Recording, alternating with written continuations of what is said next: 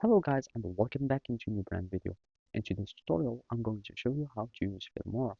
So make sure to watch the video to the end and follow these simple steps. So basically the first thing would be is to start opening a project. And basically you can click on File, New Projects, and here you can choose the aspect ratio. Basically, the aspect ratio really depends on the type of content you want to create. If you want to create content for widescreen, that means like laptops or whatever was the screen, like laptop screen or computer screen, etc. And this one, 9 by 16, is the one for uh, the short or mobile content.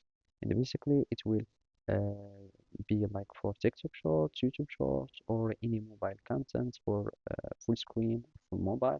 You choose this one. And basically now you will be needing to add media.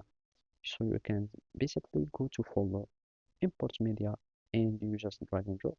You can drag and drop the directly from your local computer or from your device to your timeline. Now you will be needing to start editing. So basically you have a variety of tools. There is clipping that you can use with these shortcuts. So you can just simply clip. And basically now we have cut this video. There is like text. You can start adding text to your video. There are some AI tools also like smart BGM generation.